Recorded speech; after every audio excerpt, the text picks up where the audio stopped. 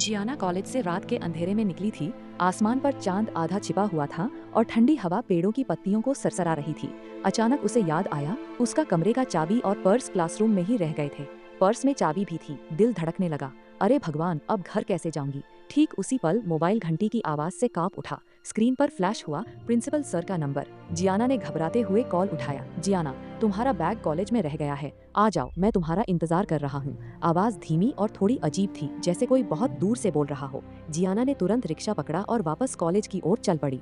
रास्ते में सड़कें सुनसान थीं, एक भी कुत्ता नहीं भौंक रहा था। कॉलेज का बड़ा लोहे का गेट अध खुला पड़ा था। अंदर घुसते ही एक गहरी खामोशी ने उसे घेर लिया। कोई रोशनी नहीं, कोई आवाज नहीं, सिर्फ हवा का हल्का सा शोर। वो धीरे धीरे प्रिंसिपल के केबिन की ओर बढ़ी।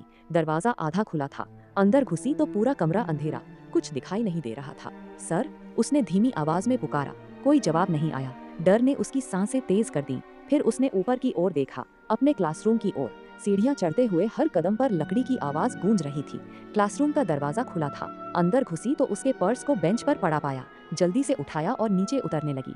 अचानक ऊपर से एक जोरदार आवाज आई, बेंच गिरने की। धमाका इतना तेज था कि जियाना की सांस अटक गई। वो फिर से ऊपर भागी। क्लासरूम में घुसी तो कुछ नहीं, सब वैसा ही पड़ा था। बेंच अपनी जगह पर, कोई नहीं। तभी उसका फोन फिर बज उठा। स्क्रीन पर फिर वही नंबर, प्रिंसिपल सर। जियाना, तुम अभी तक क्यों नहीं आई? मैं बहुत देर से तुम्हारा इंतजार कर रहा हूँ। तुम कहाँ हो? आवाज अब और भी धीमी और ठंडी लग रही थी। जियाना ने डरते डरते जवाब दिया, सर, मैं क्लासरूम में हूँ, अपना पर्स ले लिया है। वो फिर नीचे उतरी और प्रिंसिपल के केबिन की ओर चली। इस बार केबिन में रोशनी जल रही थी। प्रिंसिपल सर अपनी कुर्सी पर बैठे थे, चेहरा थोड़ा पीला, आंखें थकी हुई। पर्स मिल गया? उन्होंने पूछा। जी सर, मिल गया, जियाना ने जल्दी से कहा और बिना देर किए घर की ओर भाग निकली। रास्ते में उसके हाथ कांप रहे थे, दिल जोर जोर से धड़क रहा था। अगली शाम टीवी पर खबर आई, आज सुबह एक कॉलेज में 2 शव मिले हैं, एक प्रिंसिपल का और एक छात्रा का। पुलिस के अनुसार दोनों की हत्या एक चोर ने की है। छात्रा का नाम जियाना था। जियाना की माँ चिल्ला उठी, पड़ोसी इकट्ठे हो गए। लेकिन जियाना तो कल रात घर पहुंच चुकी थी। अब वापस चलते हैं उसी रात की ओर। जब जियाना कॉलेज पहुंची, उससे पहले ही एक चोर अंदर घुस चुका था। वो प्रिंसिपल के केबिन से नकदी और कीमती सामान चुरा रहा था। प्रिंसिपल सर ने आवाज सुनकर केबिन का दरवाजा खोला। चोर घबरा गया। दोनों में हाथापाई हुई। चोर ने एक भारी लोहे की छड़ से प्रिंसिपल के सिर पर वार किया। प्रिंसिपल वहीं गिर पड़े। खून फर्श पर फैल गया।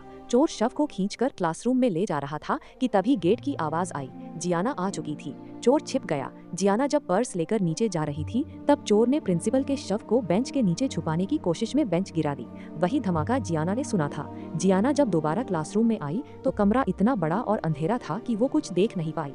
चोर उसी समय पीछे से आया और जियाना के गले पर चाकू फेर दिया। वो भी वहीं गिर पड़ी। फिर चोर ने प्रिंसिपल के केबिन में रोशनी जलाई, कुछ और सामान ढूंढने के लिए। तभी जियाना और प्रिंसिपल दोनों की आत्माएं वहां मौजूद थीं। जब जियाना केबिन में गई तो उसने अपने प्रिंसिपल को देखा, लेकिन वो प्रिंसिपल नहीं थे, वो उनकी आत्मा थी। और जियाना भी उस समय खुद ही एक आत्मा बन चुकी थी। दोनों की बातचीत हो रही थी, लेकिन दोनों को पता नहीं था कि वे अब जीवित नहीं हैं। चोर ने सब सामान समेटा और चुपचाप निकल गया। सुबह सफाई कर्मचारी ने दोनों शव देखे, एक क्लासरूम में, एक केबिन के पास। और जियाना, जो घर लौटने वाली थी, वो कभी घर नहीं लौटी। अब जब भी रात में कॉलेज का गेट अकेला खुलता है, लोग कहते हैं 2 आत्माएं अभी भी एक दूसरे से पूछती हैं, पर्स मिल गया? जी सर, मिल गया।